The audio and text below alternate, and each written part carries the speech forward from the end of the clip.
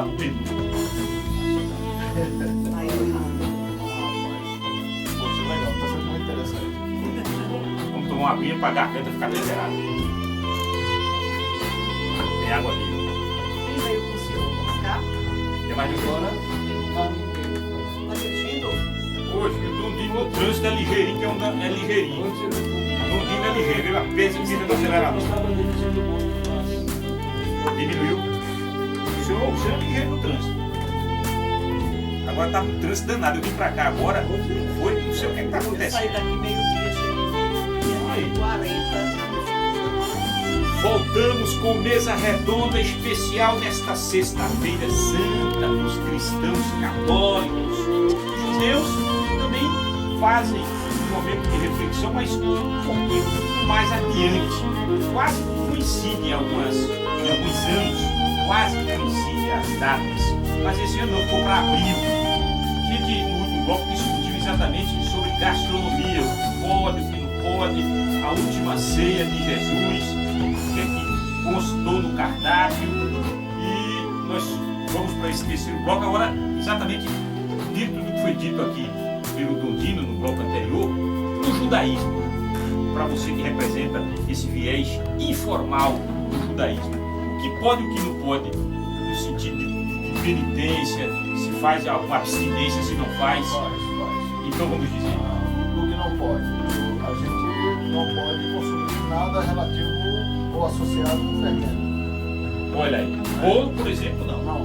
Por incrível que pareça, até coisas feitas de trigo, de centeio ou de cevada, que pareça não estar fermentado, também é proibido. Por exemplo, o macarrão. O macarrão não parece ter fermento ali. Mas a gente é proibido consumir o macarrão. Então, durante os 8 dias de Pessah, a gente não pode estar consumindo nada associado. Vinho não, porque o vinho é fermentado. Sim, mas o fermento aí nesse caso é o levedo da massa. Não é? Aqui na nossa cultura, a gente pode ser fermentado tanto o levedo da massa quanto a fermentação do suco para transformar em bebida alcoólica. No Oriente Médio não, se separa. São duas coisas totalmente diferentes. Então vinho pode. Pode e deve. Né? Por exemplo, no judaísmo não dá para substituir o vinho de consumo de uva. Não vai funcionar. Tem que ser vinho. Também sempre pode. Tem que ser vinho também. Senão a simbologia não corresponde. Acho que o vinho é universal, né? É universal. Celebra em algum momento, alguma data. Peixe, Sim, vamos lá, para sempre pensar, né? Então, seu Dato Machiar é mais fácil de explicar, porque ele é mais simples, a gente já vai para a mesa de pensar de fato. certo. No seu Dato Machiar, o que é que você vai ter? Você vai ter pratos com matzah. Matzah é um pão sem fermento, que lembra um pão sírio, mas ele é duro como uma bolacha creme crack. Você partindo, faz tac, ele quebra, né? Ele é seco, ele tem que ser seco. Isso por quê? Porque de acordo com o judaísmo, o pão comum, ele é essencial e ele representa, nesse caso, o homem, né? E o pão sem fermento é o homem esvaziado do seu ego, esvaziado de si. Ele é uma pessoa simples, uma pessoa pronta para aprender. A gente vê Rabi Yeshua, ou Jesus no caso, evocando esse conceito, quando eles entram num barco e vão atravessando o rio lá, e Rabi Yeshua diz assim: acautelai-vos do fermento dos fariseus. E aí os discípulos conjecturam entre si se ele está... Isso foi indagação de Jesus. Perfeitamente, ele afirma isso, né? E os discípulos então ficam pensando, pô, será que ele está falando isso é porque a gente não trouxe pão? E aí o Rabi Yeshua se chateia e falou, mas por um acaso vocês não lembram de quantos pães a gente... sobre a multiplicação dos pães, né? Então não era disso que ele estava falando. Aí ele vai se referir então à hipocrisia de alguns rabinos da época, não é? Que eles se enchiam de si pelo conhecimento, se colocavam acima da maioria. Doutores da lei. Perfeitamente. Então desse fermento a gente deve se abster, não é? Por isso então desde o êxodo do Egito que Deus, o Eterno, ele institui o matzah, e esse matzah vem crescendo em importância e chega no tempo lá do Novo Testamento, no século I, e Rabi Yeshua faz esse paralelo entre a matzah e o homem simples, o pão fermentado e o homem opulento, o homem cheio de si. É basicamente isso. Então na Santa Ceia a gente tem vinho e matzah, não é? Ok, aí vai ser feito naturalmente o lava-pés, porque isso está instituído. Lava pés também. Sim, sim, Olha. sim. Porque isso é a prática da humildade, né? Certo. É onde, no momento da mesa, você vai ter em torno da mesa lá engenheiros, você vai ter encarregados, você vai ter... E vai ter também o homem que carrega frete. Então no lava-pés não tem tamanho, não tem hierarquia, não é? O lava-pés é muito importante para trabalhar essa questão da humildade, essa questão de que ninguém é melhor do que ninguém, que todos nós somos participantes de um mesmo fenômeno, né? Religioso, de um mesmo arcabouço que acaba nos prometendo um mundo vindouro. Não há melhor nem pior ali. Na mesa de Santa Ceia já é um pouco mais complicada, ela é mais complexa, ela é mais cheia de simbolismo. Na mesa de Santa Ceia você vai ter, hoje em dia que não se pode sacrificar o animal no templo, porque só pode no templo, então é proibido, se mata o animal normalmente, como que vai para o açougue, e pega um pedaço dele assado e põe na mesa, que é o cordeiro de Pessah. Então geralmente se admite na mesa cordeiro ou bode, não tem nenhum problema, por causa do cordeiro, né? O cordeiro lá que o sangue foi passado no umbral. A gente vai ter uma mistura de nozes com canela e maçã e um pouco de vinho, fica um cremezinho meio vermelho, lembrando a argamassa produzida pelos judeus quando escravos no Egito. Teremos as ervas amargas, que é o amargor desse tipo de vida, do tipo de vida escrava. Teremos a matzah também, porque saímos apressadamente do Egito e não deu tempo de deixar o pão fermentar. Então o símbolo é que a gente se veste com as melhores roupas como se fosse para sair, que é como está escrito, né? Que a gente deve estar cingido como saindo às pressas. Porque foi o que aconteceu, a gente saiu às pressas do Egito. Não é? Essa é a mesa de Pessah. E explora os textos na escritura que relatam esse momento em hebraico. Então a gente vai estar lendo ali em hebraico, vai ter as canções próprias desse dia, e a gente faz tudo isso. Após a janta litúrgica de Pessah, aí se pode comer livremente de qualquer coisa. Não é? O peixe, contudo, ele não faz parte da liturgia, dos pratos litúrgicos, não faz. Mas ele em si, ele é um símbolo importante para o judaísmo. O peixe, a lei ela diz o seguinte: toda vez que alguém se impurifica, se torna impuro, deve mergulhar o seu corpo em água e assim ficará puro. Está registrado em Levítico. E a mente judaica, a tradição judaica afirma que o peixe é sempre puro porque está mergulhado desde que surge na água. Portanto, o peixe é algo que não cai nenhuma maldição sobre ele. Isso é interessante porque as religiões que trabalham com oferendas aos deuses, você nunca vai ver peixes nas oferendas. Vai ver todo tipo de bicho lá. Mas peixe não. Não serve, não funciona. A liturgia não cabe. Não é? E aí a tradição judaica afirma que o Eterno disse para Israel que somos como peixes. Não importa quantas maldições venham sobre nós, a gente sempre vai se multiplicar, a gente sempre vai proliferar, a gente sempre vai ser um povo eterno. Porque não há como destruir isso. É da vontade divina que a gente permaneça. Por isso, assim como os peixes, não há como amaldiçoar. Não tem jeito. Carne de porco, não. Não, aí não, porque... E não é porque o porco é maldito, né? As pessoas pensam que o judeu não come porco porque entende o porco como maldito. Não é. Não, para o judaísmo não tem nenhum animal maldito, também não tem nenhum animal bendito exatamente. A questão de pureza e impureza, isso é o seguinte, se dá por semelhança. De acordo com a Torá, tem animais que mais se assemelham aos homens, seja na estrutura física, seja na percepção do animal. Tem animal que parece ser mais inteligente do que outros animais, não é? E daí, então, a Torá ela vai relacionar certas características de animais que o Eterno permite que eu consuma e animais que proíbe que eu consuma. A regra básica entre os mamíferos é animais que ruminam e têm o casco fendido. Esse eu posso. Então, nessa categoria, vai estar os bois, as cabras, as ovelhas, os veados, pode. O campeiro lá, né? Ok. E do que não pode? O que não pode é o que não tem essa característica. Então, o porco ele tem a unha fendida, mas não rumina. Não posso. O cavalo rumina, mas não tem a unha fendida. Também não posso. Não é porque é um animal maldito, não é? Tá vendo? Não é? O lebre rumina, mas não tem casco. Tem paquinho, feito gato, né? Então também não pode. Não é? Entre os peixes, são todos os peixes de escama e barbatana. Se o peixe só tiver escama e não tiver barbatana, eu não posso. Se ele tiver barbatana e não tiver escama, também não posso. Mas ele no frigorífico eu vou identificar isso? Então é bom a gente investigar bem. Olha que complicação. E as aves todas? As aves, nesse caso, a galinha gente consome por tradição. Então, basicamente, todas as famílias dessa espécie galinácea a gente pode. Né? Patos, a família de pato, a reserva. Os patos podem, o cisne não pode. Né? A gente sabe da lista mais por tradição do que por lei. No caso dos cristãos, não. A carne e peixe e ar e tudo, não tem problema. Tudo que foi criado por Foi criado Deus. por Deus. nós podemos usar, não abusar. Aí eu quero voltar àquilo que estava falando antes sobre. Eu exagerei quando falei duro contra estes que se dizem católicos e fazem estes banquetes. Claro que não é proibido tomar vinho, não é proibido, nada é proibido. Mas o exagero o exagero que é sempre proibido.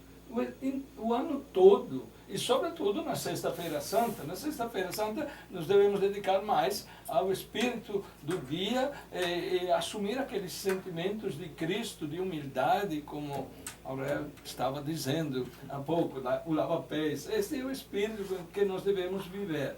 Mas nada é proibido. Esse negócio de dizer tomar cerveja é pecado, tomar vinho é pecado, isso não existe. É o exagero, qualquer coisa. Se você, então, na Sexta-feira Santa, começa a botar vários tipos de peixe, você é contra o espírito da igreja, da penitência. Pode não comer carne, mas também, se você come carne exagerada depois, tem problemas também, é a saúde. Então, para nós, quem é sagrado? É Jesus Cristo, é a sua palavra, é o Evangelho, é a sua doação, a sua entrega. E Ele nos convida. Eu vos dei o exemplo, façam isso também, como eu fiz para vocês. Então, eu estava ouvindo com muito interesse o que o nosso irmão judeu estava falando. Mas eu estava pensando, mas é tantas leis, tantas distinções que tem que estudar muito para poder entender tudo isso e para ser fiel a tudo isso. Na verdade, na Bíblia, no Antigo Testamento, tem tudo isso e tem... Por isso que tem tão poucos seguidores. Né? Ele falava que aqui tem 3 representações judaicas, não é? 3 expressões judaicas. 3 expressões que não passam de 100 membros. Um pouquinho mais que isso, mas é difícil aumentar. Porque realmente é trabalhoso assimilar toda essa informação. É edificante, para mim é uma experiência ímpar, mas é difícil. Assimilar talvez seja menos difícil do que praticar, não é assim? De fato. Por isso que para mim é fundamental lembrar a palavra de Jesus quando ele faz a síntese dos 10 mandamentos. Mas, porque os 10 mandamentos são já uma síntese.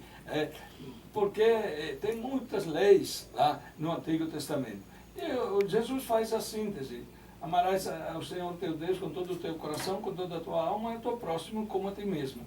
É a partir daí que eu quero viver, eu quero seguir Jesus Cristo e a Igreja Católica, nas suas expressões genuínas, o Papa e os bispos, e não é só Papa e bispos, mas tantos cristãos vivem isso com intensidade. Tem muita gente por aí, cristã, católica, que é fiel a Jesus Cristo, mas no serviço aos pobres. O Papa nos lembra algumas coisas, por exemplo. O Papa Francisco diz que eu quero uma igreja missionária, misericordiosa, pobre e com os pobres. Então, é uma outra maneira de dizer esta mensagem de Jesus Cristo: amarás o Senhor teu Deus com todo o teu coração, o teu próximo como a ti mesmo. Então, depois, o resto, as outras coisas de comida, de bebida, nada é impuro, nada é impuro. Tudo foi criado por Deus. E agora, por exemplo, a Igreja Católica viveu neste tempo a campanha da fraternidade, que falava sobre saneamento básico.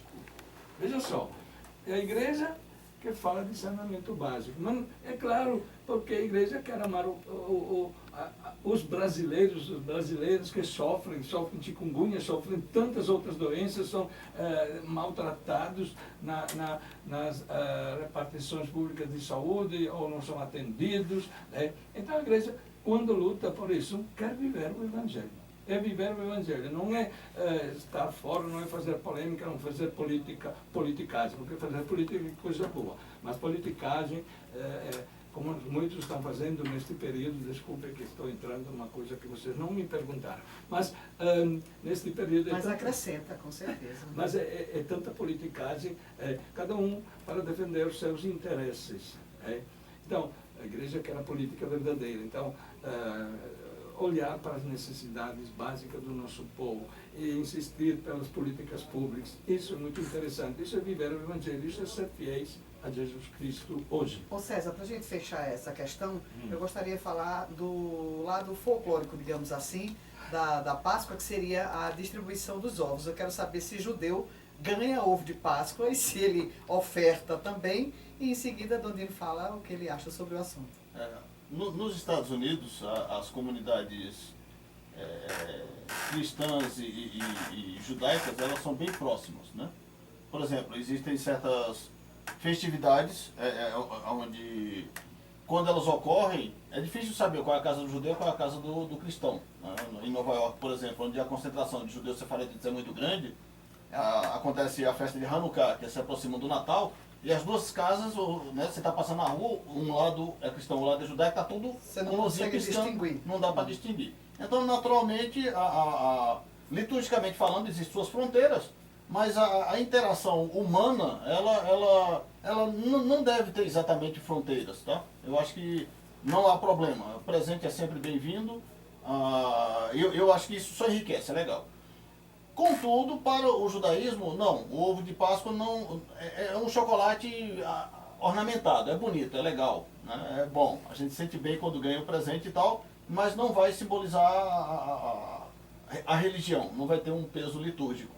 Eu acredito que, semelhantemente, quando o judeu leva algo para a comunidade cristã, ele vai receber com o espírito aberto, mas talvez o peso litúrgico que a gente espera que ocorra, talvez também não ocorra. É mais ou menos isso. Mas não, liturgicamente o ovo de Páscoa não faz parte da Páscoa judaica, não.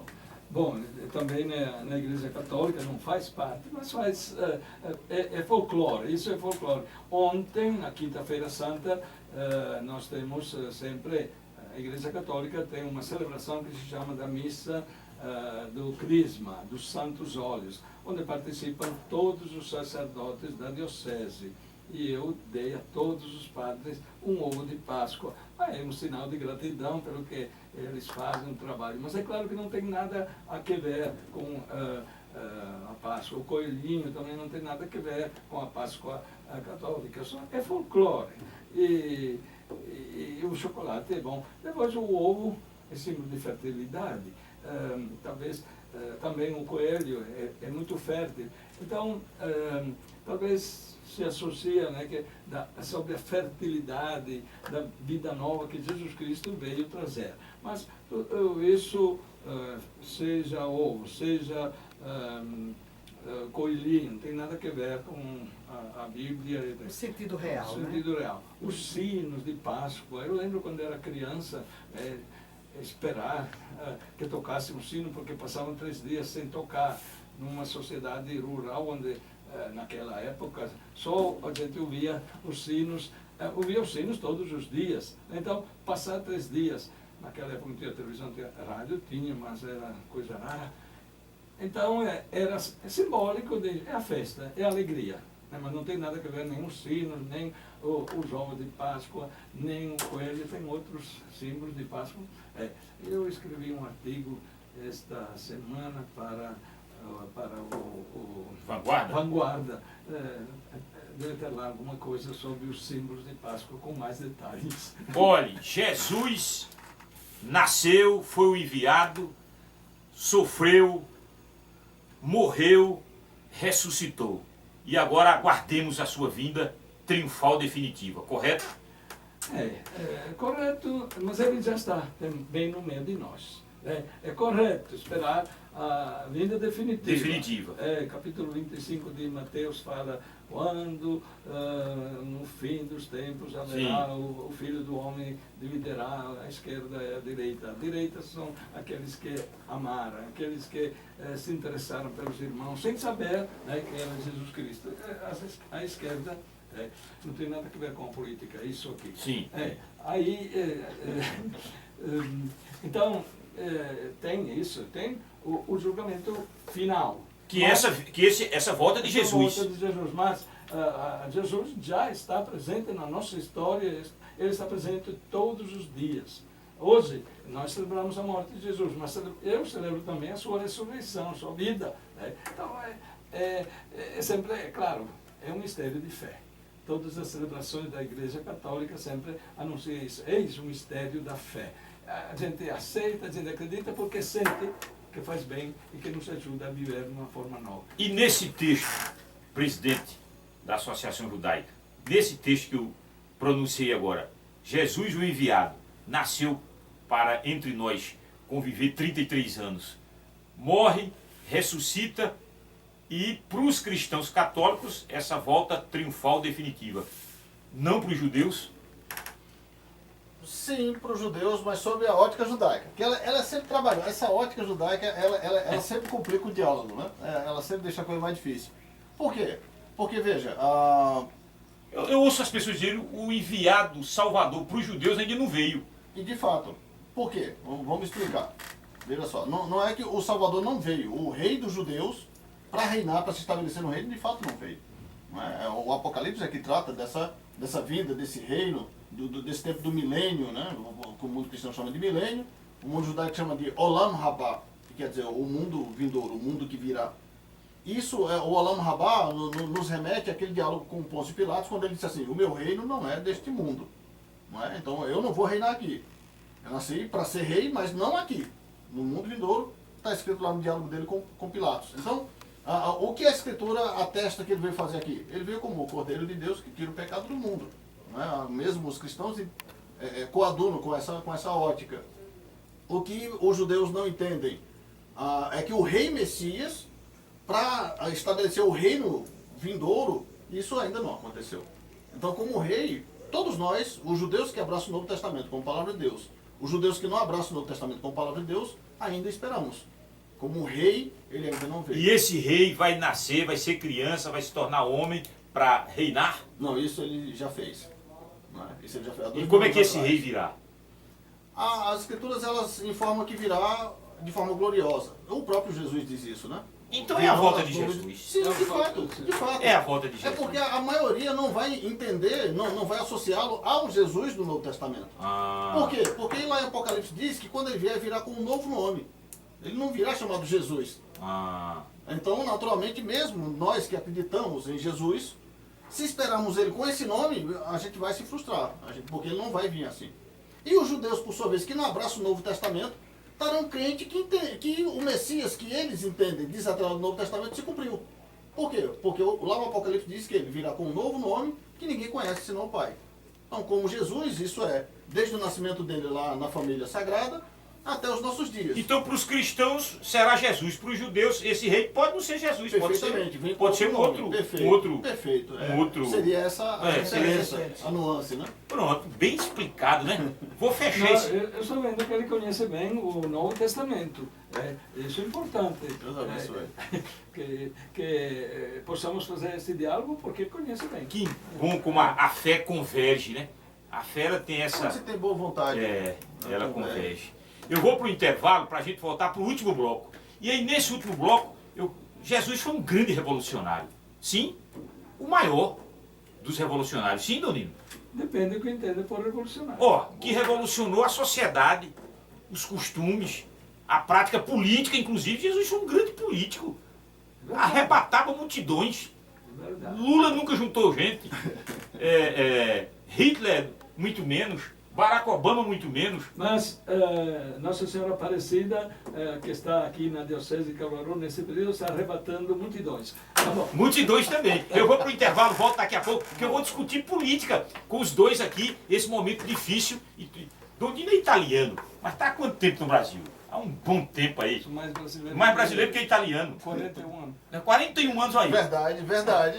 Esse aqui com viés nordestino, o presidente aqui da religião judaica.